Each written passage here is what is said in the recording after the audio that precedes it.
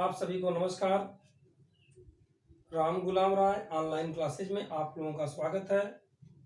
गत सेशन में हमने डीएलएड द्वितीय सेमेस्टर द्वितीय प्रश्न पत्र के पाठ्यक्रम के अंतर्गत प्रारंभिक शिक्षा के नवीन प्रयास के क्रम में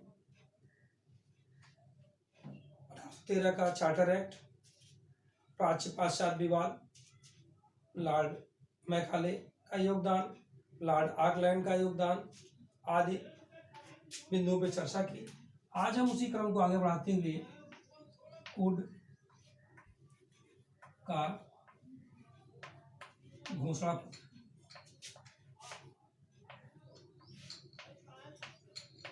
यह घोषणा पत्र 1854 के नाम से जाना जाता है। पूछा जाता है कि उनका घोषणा पत्र कब आया? 1854। इस बिंदु को आगे बढ़ने से पहले थोड़ा हम इसके पूर्व में प्रकाश डालना चाहेंगे कि ईस्ट इंडिया कंपनी पर ब्रिटिश सरकार का नियंत्रण था।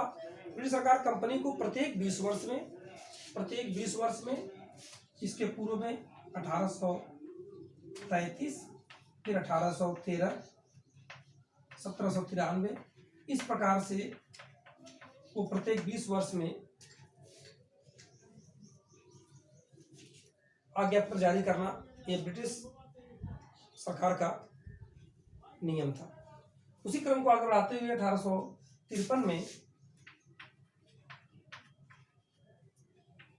एक समिति का गठन करना पड़ा, जिस समिति का महत्वपूर्ण कार्य था 53 तक भारतीय शिक्षा की अवहेलना करना उचित न होगा, यह ब्रिटिश सरकार समझ चुकी थी। इसी क्रम को आगे बढ़ाते हुए ब्रिटिश सरकार ने एक समिति का गठन किया।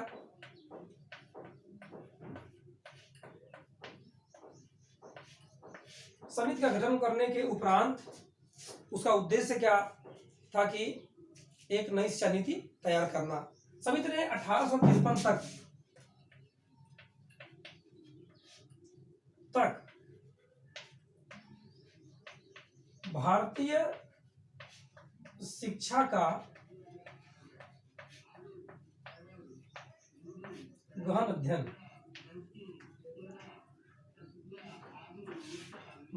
किया। यह गहन अध्ययन करने का तात्पर्य सिर्फ इतना था कि भारतीय शिक्षा के संदर्भ में अपने विचार विमर्श प्रस्तुत करना। इसी क्रम को आगे बढ़ाते हुए समिति ने ट्रेवेलियन, मार्समैन, पैरी, विल्सन, डफ आदि लोगों से भी संपर्क करने के क्रम में विचार विमर्श किया। इनके सुझावों को भी इस नीति में शामिल किया गया। ये वो लोग थे जो पूर्व में भारतवर्ष आ चुके थे। आपके द्वारा समिति में सुझाव दिया गया कि भारतीय शिक्षा को नकारना अब मुश्किल है और यह कहीं न कहीं देश के लिए यानी ब्रिटिश सरकार के लिए अच्छा नहीं होगा। दूसरी बात बताई गई कि शिक्षा के प्रसार से कहीं से भी ब्रिटिश साम्राज्य को कोई क्षति नहीं होगी, यानी कोई अहित नहीं होगा। इस प्रकार जब समिति ने अपना शिक्षा संबंधी सुझाव या सिफारिशें ब्रिटिश सरकार को दी, उस समय तत्कालिक लोक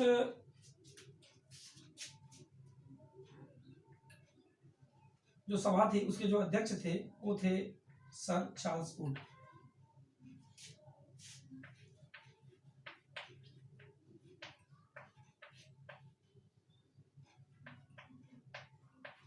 सर चार्ल्स वुड उस समय बोर्ड ऑफ कंट्रोल के अध्यक्ष थे। ब्रिटिश सरकार ने उन्हीं के नाम पर इसका नाम रखा, वुड का घोषणा पत्र। यह घोषणा पत्र कंपनी को 19 जुलाई 1854 को बना दिया गया और बोर्ड ऑफ कंट्रोल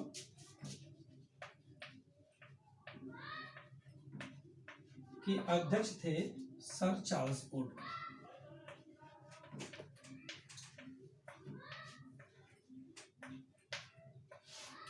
इन्हीं के नाम पर यह बना। यह जो शिक्षा नीति समिति द्वारा दिया गया, यह 100 अनुच्छेदों का एक बृहद अभिलेख था। इसके अंतर्गत कुल 100 अनुच्छेद थे। यह भी प्रश्न में आता है कि वुड का घोषणा पत्र कितने अनुच्छेदों का था, तो वो कितने का था, 100 अनुच्छेद का एक बृहद अभिलेख।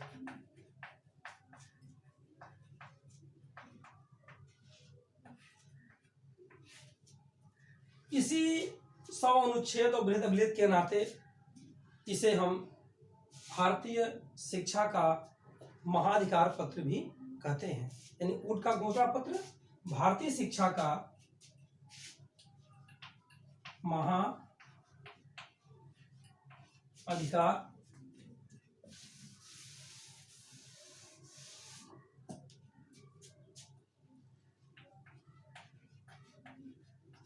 भारतीय शिक्षा का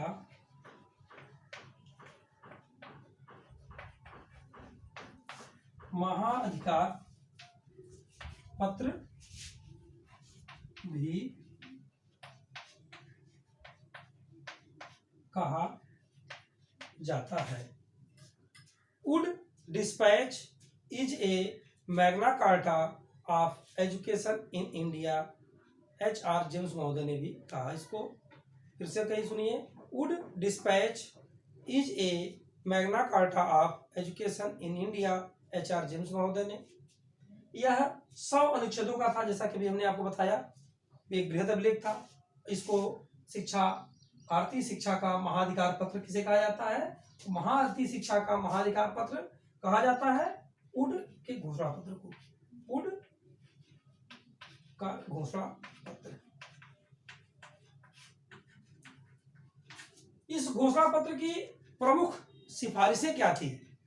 इस घोषणा पत्र में प्रमुख सिफारिशों के क्रम में 4 बिंदु को महत्वपूर्ण क्रम में रखते हैं। वो 4 बिंदु थे। सबसे पहला था शिक्षा का उत्तरदायित्व। शिक्षा का उत्तरदायित्व।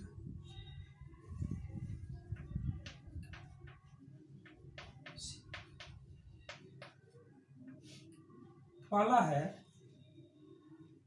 शिक्षा का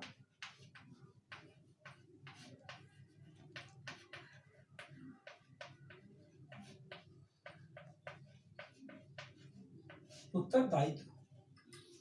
सिफारिशें, इसी घोषणा पत्र की सिफारिशें कि आपका घोषणा पत्र की सिफारिशें शिक्षा का दायित्व किस पर हो। इस बिंदु पर कंपनी ने कहा शिक्षा का उत्तरदायित्व कंपनी का होगा और कोई भी अन्य विषय हमारे लिए इतना महत्वपूर्ण नहीं है जितना शिक्षा, और यह हमारा एक पवित्र कर्तव्य है। इस रूप में उसको स्वीकार किया गया। दूसरी बात थी शिक्षा के उद्देश्य की। शिक्षा के उद्देश्य।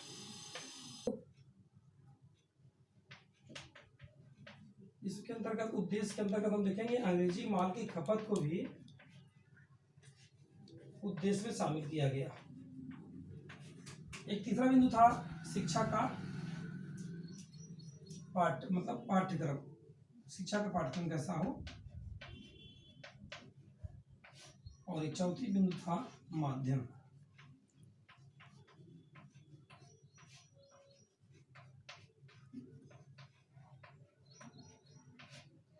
इस प्रकार से जब सिफारिशें की गई, घोषणा पत्र की सिफारिशें, उसमें सबसे पहला था शिक्षा का उत्तरदायित्व कंपनी पर होगा, जैसा कि बता दिया गया कि इन्होंने उसको परम कर्तव्य अपना स्वीकार किया। दूसरा था शिक्षा का उद्देश्य के अंतर्गत कुछ बिंदु थे, जिस बिंदु में सबसे पहला था भारतीयों की बौद्धिक और चारित्रिक विकास करना, अर्थात कंपनी चाहती थी कि उनके बौद्धिक और चारित्रिक विकास करना भी हमारा उद्देश्य है। दूसरा था पाश्चात्य ज्ञान से भौतिक समृद्धि ले आना, यानी उनके अंदर जो भौतिक समृद्धि आए वो किससे आए?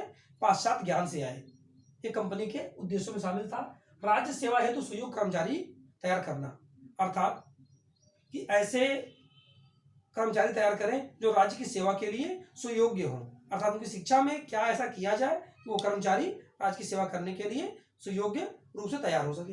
अंतिम बिंदु था जीवन स्तर ऊंचा करना, अर्थात भारतीयों की लाइफ स्टाइल को भी ऊंचा करने के लिए अंग्रेजी माल की खपत करने के भी पक्षधर थे।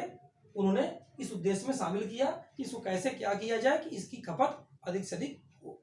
अगली बिंदु था पाठ्यक्रम। पाठ्यक्रम में इन्होंने देसी और अंग्रेजी दोनों ही तरह के साहित्य को सम्मिलित किया, अर्थात प्राच्य साहित्य को भी इन्होंने उपयोगी बताया, किंतु पाश्चात्य साहित्य के द्वारा शिक्षा का विकास करने के पर जोर दिए। चौथी बात थी शिक्षा का माध्यम। इस माध्यम में दोनों भाषाओं को स्वीकार किया और एक साथ फलने फूलने पर विचार किया। इसी क्रम में हम आगे यह देखते हैं कि घोषणा पत्र का जो यह एक फ्रेमवर्क था तैयार हुआ, किस प्रकार से यह घोषणा पत्र का क्रम आगे बढ़ता है, इसका नाम उनका घोषणा पत्र क्यों रखा जाता है, सन 1854 का समय क्यों लिया जाता है, जैसा कि भी हमने आपको बताया 19 जुलाई 1854 में यह पेश हुआ था। अध्यक्ष थे सर चार्ल्स वुड, उनके नाम पे उसका घोषणा पत्र रखा गया। महाधिकार पत्र क्यों कहते हैं? 100 अनुच्छेदों का यह बृहद अभिलेख था जिसमें सिफारिशों को जोड़ते हुए तमाम नए बिंदु जोड़े गए। हम अपने अगले सेशन में वुड के घोषणा पत्र द्वारा घोषित शिक्षा नीति पे विचार करेंगे। वुड के घोषणा पत्र द्वारा शोषित मतलब कि घोषित शिक्षा नीति क्या है। इसी शब्दों के साथ आप लोगों को धन्यवाद।